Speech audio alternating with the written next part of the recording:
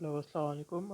आज हम जो है इसके board of secondary education Karachi का जो आपके पास मॉडल क्वेश्चन पेपर आया था, बेसिकली ये आया था 2023 में।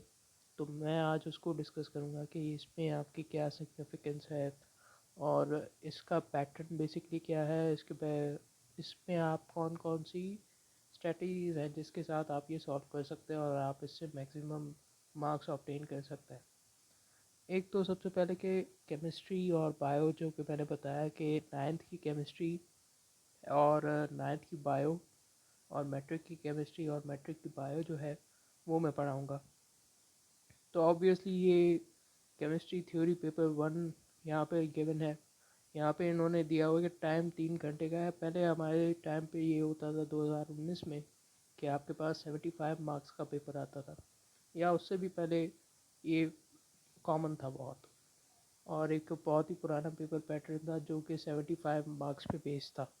अब आपके पास बहुत सारे चेंजेस आ गए सिलेबस के हवाले से, और बहुत सारे चेंजेस आ गए हैं। उनको ब्रेक कर दिया गया है, उनको डिवाइड कर दिया गया है 2 सालों के अंदर। पहले आपको नाइन्थ में ही सारी केमिस्ट्री पढ़ाई जाती थी, अब वो वाला सीन नहीं है। आपको जो है केमिस्ट्री को डिवाइड किया गया है चैप्टर्स के अंदर, और नाइन्थ के चैप्टर्स अलग है, मैट्रिक के चैप्टर्स अलग है, और ये ऑनवर्ड्स चलता आ रहा है 3 सालों से ऑलमोस्ट।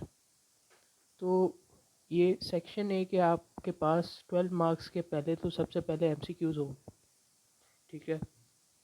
अगर आप एक्सरसाइज सही से सॉल्व कर रहे हैं और अगर आपने ये सब एक्सरसाइज कर लिए हैं जो आपको पीछे दिए गए हैं, जो टेबल्स हैं इम्पॉर्टेंट, अगर वो भी आपने कर दिया तो आपके लिए ये 12 एमसीक्यूज अटैम्प्ट करना कोई मुश्किल बात नहीं।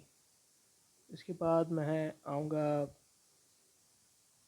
सॉरी अज़ान का टाइम था तो इसी वजह से वीडियो पॉज करनी पड़ी थी। अब सेक्शन पी के अंदर, इसके अंदर शो हो रहा है कि आपके पास 8 क्वेश्चंस हैं जिनमें आपके 3 मार्क्स का एक क्वेश्चन है, ठीक है। इसमें आपके पास मिनिमम टाइम होगा शायद, मेरे ख्याल से अगर आप 12 मार्क्स के एमसीक्यू लेके चलें तो आप 20 मिनट से आप उसको 25 मिनट के अंदर सॉल्व कर सकते हैं। और आपके जबकि आपका पूरा टाइम 3 आवर्स है, ठीक है। हमारे टाइम पे ये भी होता था कि आपके पास जो पार्ट क्वेश्चंस होते थे, पार्ट ए भी होते थे, कि मतलब आपके पास सपोज़ एक लॉन्ग का क्वेश्चन है तो वो कैसे होगा, क्वेश्चन नंबर 8 है तो वो पार्ट ए होता था, पार्ट बी होता था, और उससे पहले तो पार्ट सी भी हुआ करता था। तो वो बहुत ही ज़्यादा लेंथी पेपर हुआ करता था। इसमें अगर आप सिर्फ अपने बेसिक्स को लेके चलें, मतलब आपने चैप्टर 1 से लेके उसके सारे आपने थ्योरी पढ़ी हुई है, आपने उसके एक्सरसाइजेस सॉल्व किए हुए हैं, आपने सारी डेफिनेशंस और सब नोट्स आपने ले लिए हैं, तो आपके लिए कोई भी मुश्किल बात नहीं है। ये इसमें से 60 में से एटलीस्ट आप, मैं ये कह सकता हूँ कि 45 से अबव स्कोर कर पाएगी। और बाद में आपके प्रैक्टिकल्स जो है वो मिला के तो आपको अच्छे खासे बन ही जाएंगे। अब 60 मार्क्स के आपके पास थ्योरी है और 15 मार्क्स का आपके पास प्रैक्टिकल है, तो ये नाइन्थ मैट्रिक का आपका टोटल बनाते हैं ओवरऑल जो है 150।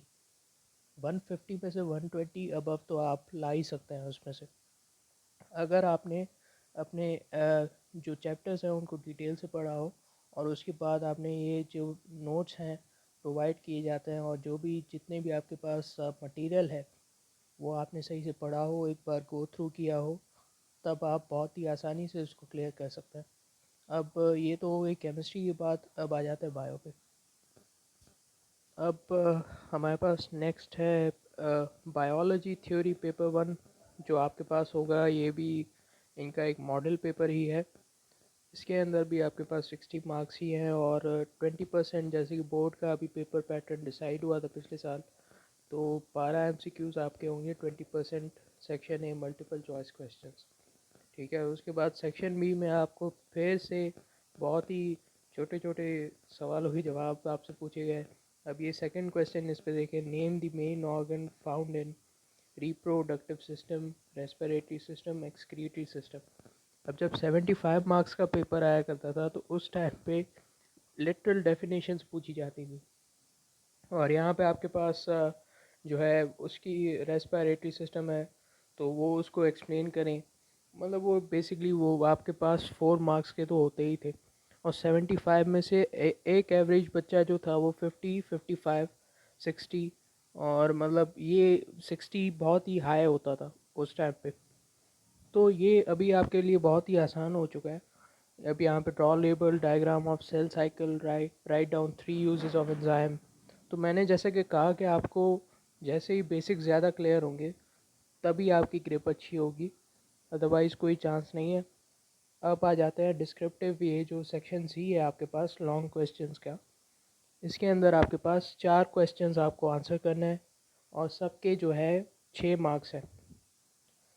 पहला question, draw neat and label diagram of human digestive system और ट्रांसफर सेक्शन ऑफ रूट।